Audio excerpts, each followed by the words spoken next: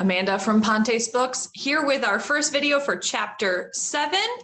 Our vocabulary focus for today is looking at a single word that doesn't play a huge part in understanding the story, but does get used very frequently. So our word that we're looking at today is conducted.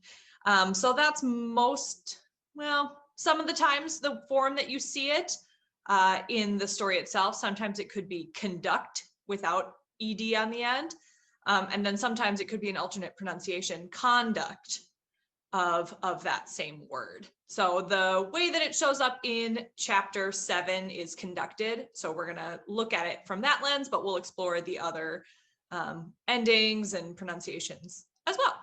So as you can see by the picture here, or maybe you can't quite tell what this picture is supposed to be depicting, it's supposed to be showing kind of like a tour guide, someone who's leading a group. So that's what we start with when we're looking at the definition for conducted.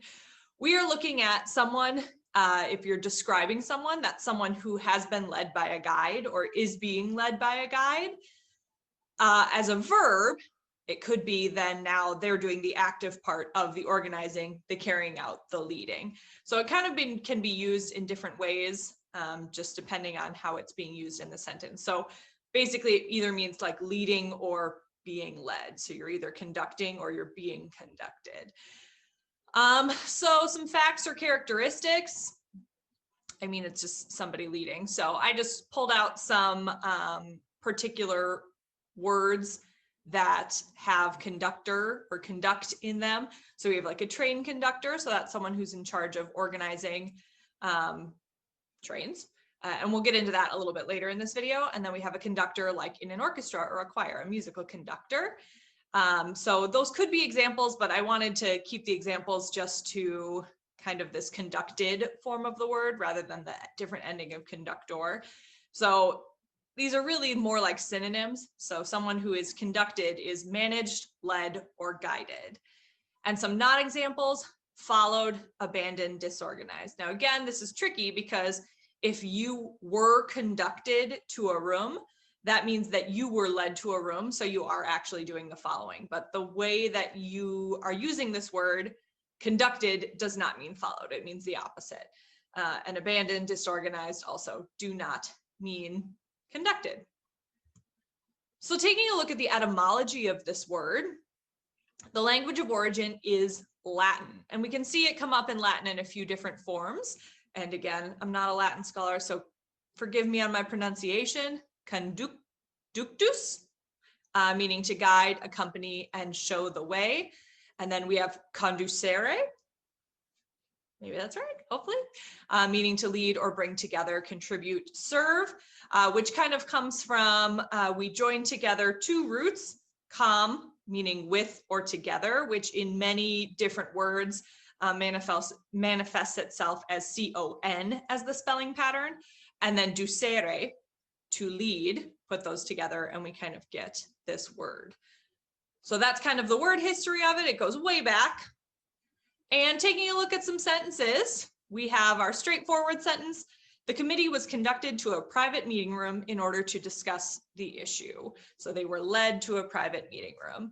And then we have our sentence from this chapter: he, and that means, I believe it's supposed to be Edward, but actually Tom, was presently conducted with much state to a spacious and ornate apartment where a table was already set for one. So, being led to a place where he is going to eat. So led is a pretty direct word that could be substituted for conducted here. But as I mentioned previously, there are other forms of the word. So we have conducting. So that's kind of just like, the changing the ending of a verb. So conducted, conducts, conducting. So you could add an S there as well. Conductable, one who is able to be conducted, would be described as conductible. And then we have this other word, conduct. So behavior. So the etymology comes kind of from the same place and kind of changed over time. So you're leading somebody, but that had changed to somewhat your personal behavior, your conduct your behavior kind of stemmed from that as well. So it has that different pronunciation. We put the emphasis on a different syllable.